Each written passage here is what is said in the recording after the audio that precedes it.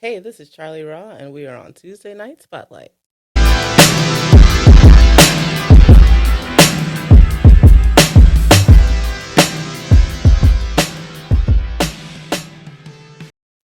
Hmm, Memories growing up that shaped me as a child. Well, for one, I was a military child. Both of my parents were in the Army, so I moved a lot, especially in my elementary school years. Um, so I have memories in Germany, which is where I was born. Um, and I remember the people being really nice there. But I mostly remember just uh, playing with my brother a lot. A very important memory was this game on PlayStation 1 that my brother showed me. It was called Bust a Groove, and it was like a music dance game. And like looking back, I realized this past year like how much that game probably influenced my music taste because it was just like electronic like dance music, but it was like fused with a whole bunch of different stuff and different genres. And it was like a dance battle game. Like you had to like dance, but then you had to like attack your opponent, and then you had to dodge them. It was like a whole fun thing. Like I still play it to this day because I'm super nostalgic like that. But yeah, no, though video games in general were very core memories for me. That one, Legend of Zelda. I'm a huge Zelda fan, and that started really young for me with the Ocarina of Time on the Nintendo 64. Playing Pokemon. I was obsessed with Pokemon as a kid, both the show and the game. So yeah, I feel yeah, playing video games with my brother was kind of a lot of my core like childhood memories because we kind of only had each other, throughout the moves or whatnot. That I like the most. I mean, I would say I guess now I like Virginia the most. It's become home for me. But like I said, Germany was really nice, and I was kind of sad that we had to go because we were there twice. The first time is when I was born, and then we moved back to the States, and then we moved back to Germany and lived there for a year, and we had to leave because my mom got breast cancer, and we had to come back to the States so that she could go to the Walter Reed Hospital or whatnot.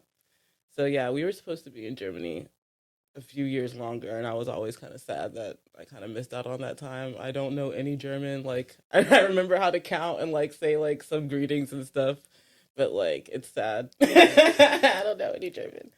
But yeah, You can still go back one day. I'm sure. yeah. I really want to go. I really do want to go as an adult. Yeah, I'm right. Germans know English. Some of them do. so so yeah, when I was in elementary school, I think I was in third or fourth grade.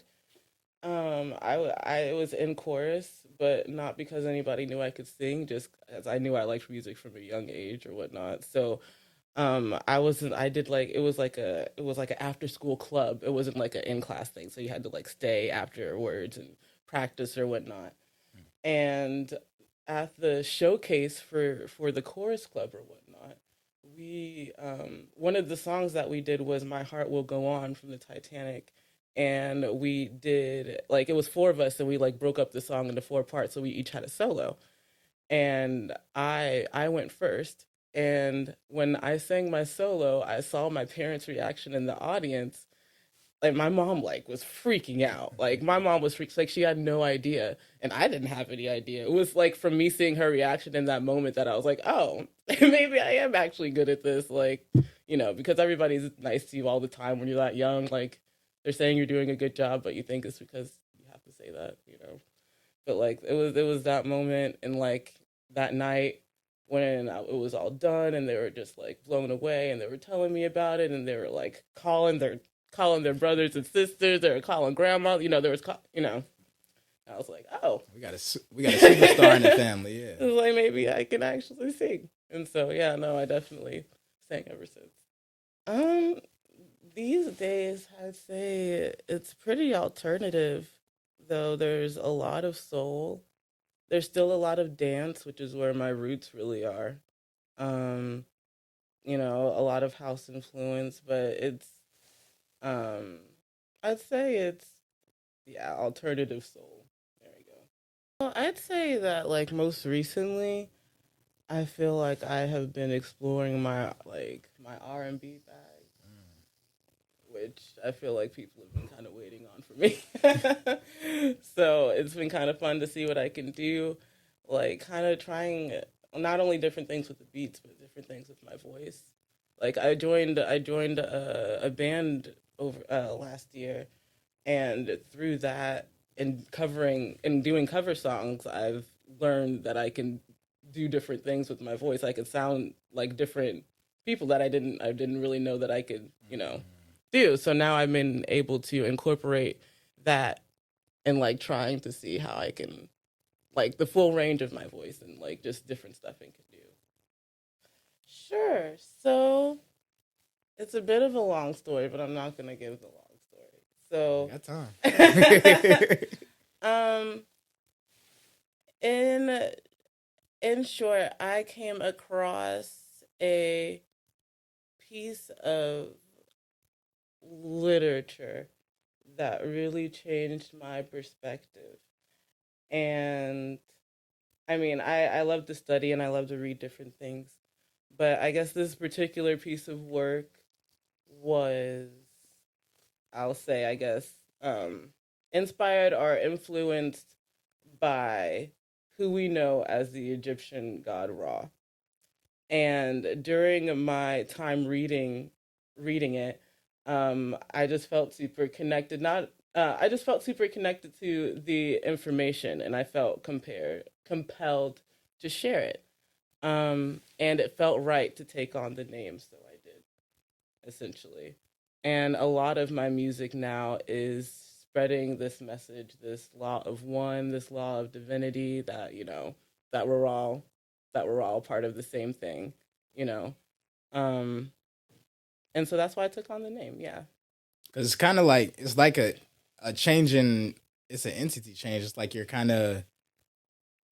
Do you feel like maybe you like transitioning from one name to the other? Do you feel a difference in between how you like you said you preach oneness and everything being a part of one, but do you notice like a difference in how you receive the name change? I feel like I answered that really fucked up, but I hope maybe No, you I understand. think I understand.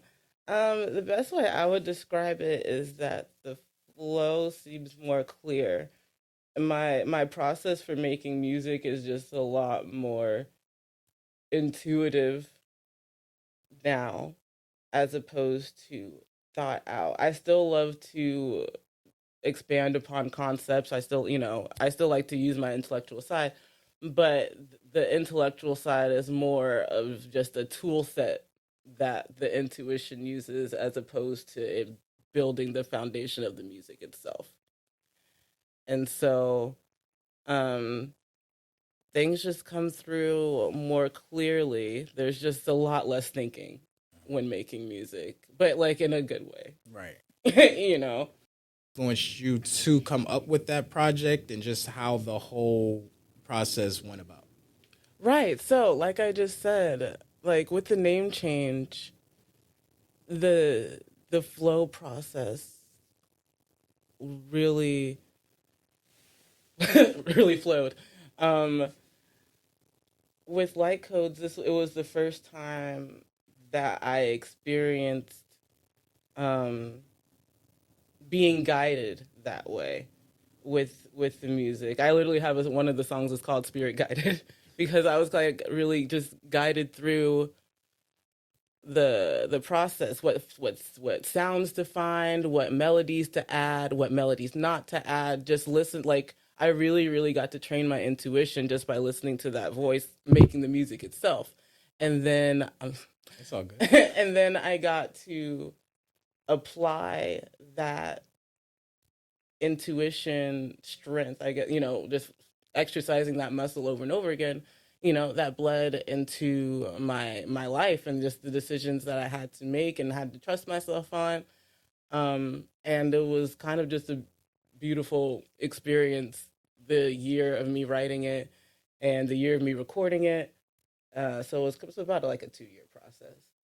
But yeah, it was the first time I got to really experience things that way. And I think this is just the way things are now. I thought it might have been special for this project, but now that I've like continued to make music past, like, beyond light codes, I think, it's kind What do I think about that most people probably don't?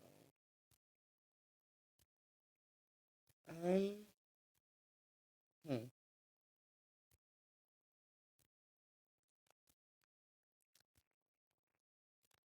I think about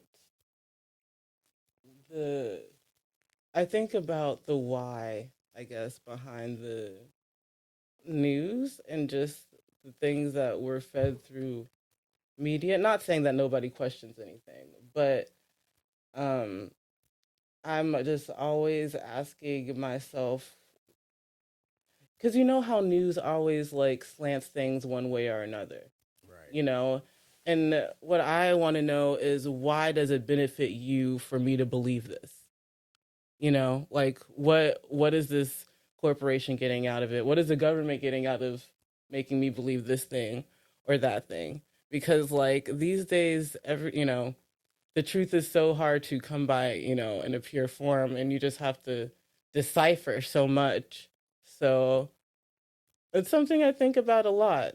I don't know if people are thinking about why they're being fed the things they are, especially in terms of just distractions and things. Like for example, like we were, they dropped the whole news about aliens, and then immediately it was like what, like Will Smith slapping someone or something happened. You know what I mean? Like it was like some social media craze just took over, and like we see memes about aliens every now and then, but like nobody's talking about the implications of that really on a deep on any type of deep level. Like people like make jokes about it, but that's like as far as we've gotten with it, and I really wonder why that is. We've like been waiting for that announcement forever, and we finally got it, and like everybody's acting like they don't care. I will say for me, because like what time period was it? Like around 2016. I was like, that was my woke phase or whatever. Mm-hmm. And so like I was like, okay, the aliens, we got extraterrestrials in here, and da da da da. And when they made the announcement, I'm like, man, I already knew this Old shit. news, right? Old news. Like, It like is old duh. news for a lot of people. For And honestly, it's like, okay, y'all are showing us this, but it's probably like wherever we're seeing is so far past what we just saw. So like they're just saying that okay, there's such thing as extraterrestrials or aliens. So imagine they probably got them in the White House like cooking meals, and they underground got their own colonies and stuff like that, Mhm. and all types of stuff. So Yeah, that part of the underground, yeah, all those things. Yeah, no, I'm into a lot of conspiracy theories. but then again, I thought Not we all of them though, not all of them for sure, but a decent amount of them I feel like have some merit. Um, well, for one, I would know that I would really love to be a part of a video game in any way, whether that would be contributing my music or actually voice acting or both.